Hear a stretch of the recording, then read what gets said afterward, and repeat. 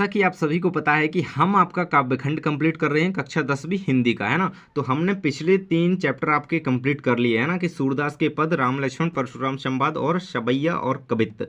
ये तीनों चैप्टर हम पिछले 3 वीडियोस के माध्यम से कंप्लीट कर चुके हैं। आज हम आत्मकथ्य जयशंकर प्रसाद द्वारा रचित चैप्टर को कंप्लीट करेंगे। इसके जो भी क्वेश्चंस आपके बनेंगे, देखिए हम पिछले वीडियोस में अन्य चैप्टर आपके कंप्लीट कर चुके हैं। ये रहा आपका, है ना। तो देख सकते हैं अध्याय नंबर 4 है आपका आत्मकथ्य, इसे पूरा कंप्लीट करेंगे। यहाँ पे देख सकते हैं क्वेश्चंस ऐसे मोस्ट सिलेक्टेड बताऊंगा कि बोर्ड परीक्षा में पूछे ही जाएंगे, है ना। तो इस प्रकार से जो क्वेश्चन बनते हैं तो वही क्वेश्चंस मैं लेकर के आता हूं। तो ये सारे जो क्वेश्चन जो भी विद्यार्थी कंप्लीट कर लेगा बहुत ही अच्छा स्कोर अपनी परीक्षा में करेगा, है ना। तो चलिए स्टार्ट करते हैं। पहले नंबर को क्वेश्चन दिया गया है आपका, कवि आत्मकथा लिखने से क्यों बचना चाहता है ना। आंसर रहेगा आपका कंप्लीटली, कवि बादलों को क्रांति का सूत्रधार मानता है, वह उससे पौरुष दिखाने की कामना करता है, इसलिए वह उसे गरजने बरसने के लिए बुलाता है, न कि फुहार छोड़ने, रिमझिम बरसने या केवल बरसने के लिए। कवि तापों और दुखों को दूर करने के लिए क्रांतिकारी शक्ति की अपेक्षा करता है। तो ये कुछ यहाँ पे कारण बताए हैं कवि ने कि वो इन कारणों से आत्मकथा लिखने से बचना चाहता है। तो ये रहेंगे। इसके बाद अगला क्वेश्चन है आपका, आत्मकथा सुनाने के संदर्भ में अभी समय भी नहीं, कवि ऐसा क्यों कहता है। आंसर रहेगा आपका, कंप्लीटली आंसर दिया गया है, अभी समय भी नहीं। कवि ने ऐसा इसलिए कहा है क्योंकि कवि को लगता है कि उसने जीवन में अब तक कोई ऐसी उपलब्धि हासिल नहीं की है जो दूसरों को बताने योग्य हो, है ना।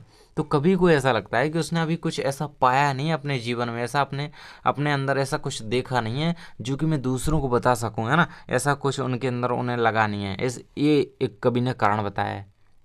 और उसकी दुख और पीड़ा इस समय शांत है, अर्थात वह उन्हें किसी सीमा तक भूल गया है ना। दुख जो है कवि के और पीड़ा, है ना, दुख दर्द पीड़ा जो है कवि के, वह उन्हें किसी सीमा तक भूल चुका है और इस समय उन्हें याद करके दुखी नहीं होना चाहता है।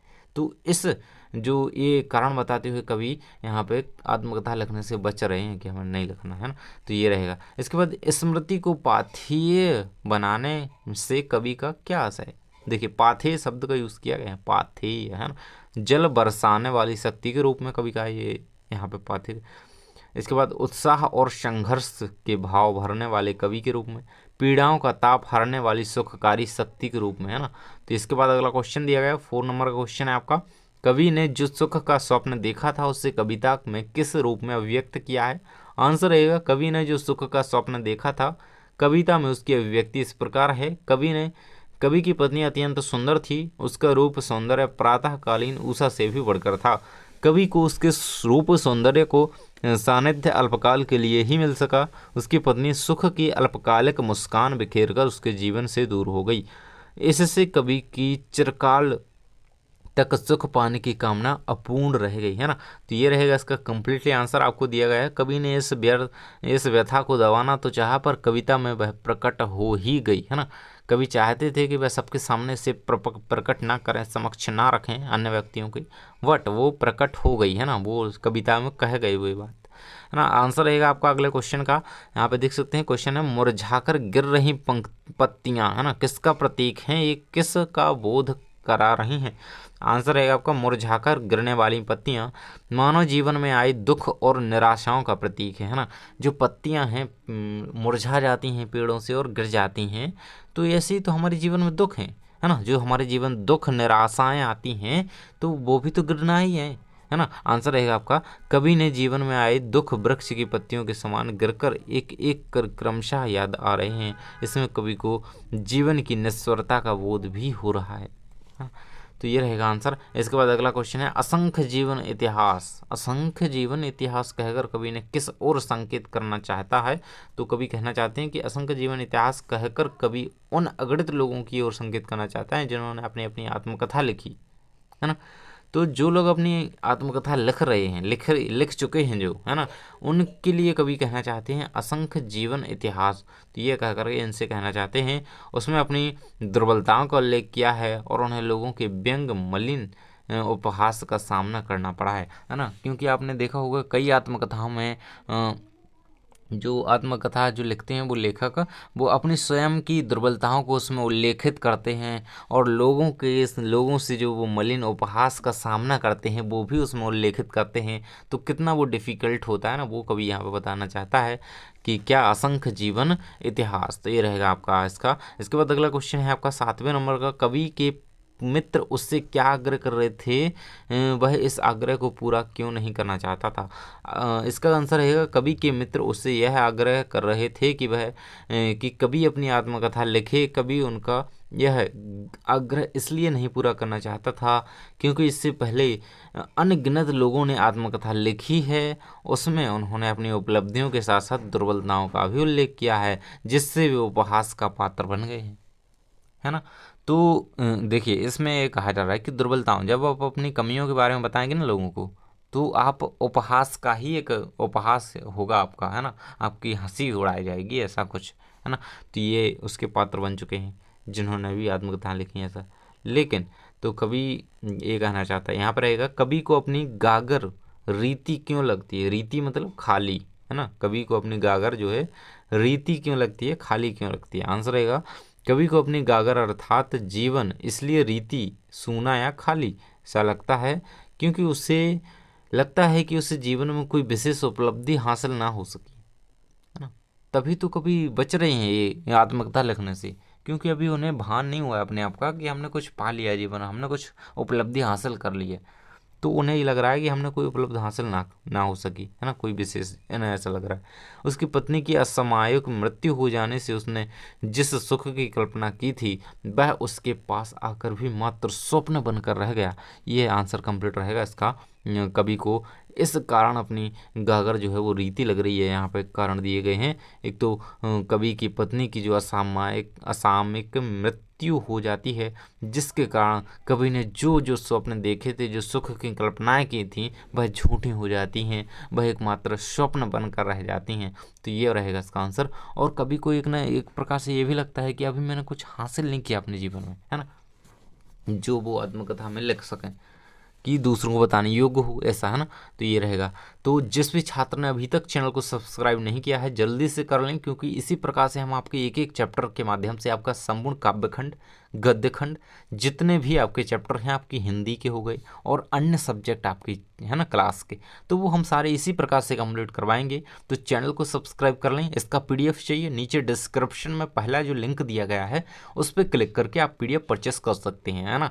तो देखेंगे अगला क्वेश्चन है आपका 9वें नंबर का क्वेश्चन है, तुम ही खाली करने वाले, है ना, तुम ही खाली करने वाले के माध्यम से कवि किन से क्या कहना चाहता है। आंसर रहेगा, तुम ही खाली करने वाले के माध्यम से कवि अपने उन मित्रों से कहना चाहता है, अपने कुछ मित्रों से कवि बात कहना चाहता है। क्या कहना चाहता है चाहिए जानते हैं, है ना, जो उससे आत्मकथा लिखने का आग्रह कर रहे हैं ना। कुछ कवि के जो मित्र हैं ना, वो कह रहे हैं कि तुम आत्मकथा लिखो भाई, आप आत्मकथा लिखिए, है ना।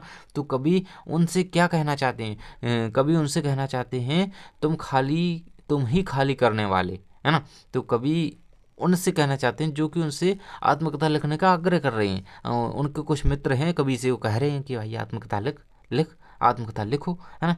तो उनसे कवि कह रहा चाहते हैं कि तुम ही खाली करने वाले। कवि उनसे यह कहना चाहता है कि मेरी आत्मकथा में मेरे जीवन के कटु अनुभवों को सुनकर तुम यह ना समझ बैठो कि मेरे जीवन को रसहीन बनाकर सूनापन भरने वाले तुम ही स्वयं हो, है ना।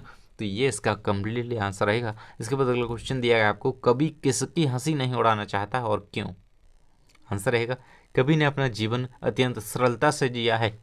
इस अत्यधिक सरलता के कारण उसे अपने छल कपट और प्रवंचना का शिकार होना पड़ा। इस पर भी कभी अपनी इस सरलता का उपहास नहीं उड़ाना चाहता है, भले ही यही सरलता उसके अनेक कष्टों का कारण रही हो, है ना। तो ये रहेगा इसका आंसर। अगला क्वेश्चन दिया गया है आपको, कवि ने अपने जीवन की उज्जवल गाथा किसे कहा है। तो ये मोस्ट इंपोर्टेंट क्वेश्चन है, उज्जवल गाथा। इसके लास्ट वाले क्वेश्चन जो है वो भी सारे इंपॉर्टेंट हैं, उनमें कुछ मैं आपको जो बताते जाता हूँ कि इंपॉर्टेंट जानना है वो आपको जरूर ध्यान से पढ़ना है ना। क्योंकि कई छात्र होते हैं वो पूरा नहीं पढ़ते, लेकिन जो टॉपर छात्र होते हैं वो पूरा पढ़ते हैं। तो देखते चाहिए। क्वेश्चन है, कवि ने अपनी जीवन की उज्जवल गाथा किसे कहा है। आंसर देखें, कवि ने अपने जीवन में कुछ सुखमय पल पाए हैं, है ना। कवि ने जो है, कवि के जीवन में कुछ ऐसे सुखमय पल आए हैं, कुछ अच्छे पल आए हैं, अच्छा समय आया है। उसके जीवन में भी प्रेम भरी मधुर चांदनी रातें आईं। उसने प्रेम के इन उज्जवल क्षणों को अपनी पत्नी के साथ बिताया, उसके साथ हंस हंस कर खिलखिलाकर बातें की। पत्नी के साथ बिताए गए इन सुखमय पलों को जीवन की उज्जवल गाथा कहा है ना। तो कवि ने जो अपनी पत्नी के साथ बिताए हुए कुछ मधुर प्रेम भरे पलों को यहाँ पे उज्जवल गाथा बताया है, तो ये रहेगा इसका आंसर। अगला क्वेश्चन है आपका, कवि ने अपनी तुलना किससे की है, उसके जीवन का पाथेय क्या है। आंसर रहेगा, कवि ने अपनी तुलना उस पथिक से की है जो जीवन रथ पर चलते चलते थक गया है ना। क्योंकि कभी पथिक जो होता है, पथिक कौन होता है, चलने वाला, पथ पर रास्ते पर चलने वाला पथिक, उस पथिक से कभी अपनी तुलना करते हैं जो जो पथ पर चलते चलते थक गया है ना। तो कभी भी एक समान से थक गए हैं क्योंकि अकेले रह गए हैं। जीवन पथ पर वह अपनी पत्नी के साथ बिताए कुछ सुखद पलों को की मधुर यादों के सहारे चल रहा है। यही मधुर यादें उसके जीवन का पाथेय बन गई हैं, है ना। तो ये कम्प्लीटली आंसर रहेगा इसका। इसके बाद आपको अगला चैप्टर हम जो आपका 5वें नंबर का अध्याय है, सूर्यकांत त्रिपाठी निराला द्वारा रचित है उत्साह, अगली वीडियो में इसे कंप्लीट करेंगे। तो जिस भी छात्र को इसका पीडीएफ चाहिए, नीचे डिस्क्रिप्शन में लिंक दी गई है, उस पर लिंक पर क्लिक करके आप इसका पीडीएफ परचेस कर सकते हैं आसानी से। और टेलीग्राम ग्रुप अवश्य ज्वाइन कीजिए, वहाँ पे आपको पीडीएफ मिल जाते हैं, इंपॉर्टेंट क्वेश्चन हम प्रोवाइड कराते रहते हैं, है ना। तो आपको टेलीग्राम भी ज्वाइन कर लेना है। थैंक्स फॉर वॉचिंग, मिलते हैं अगले वीडियो में।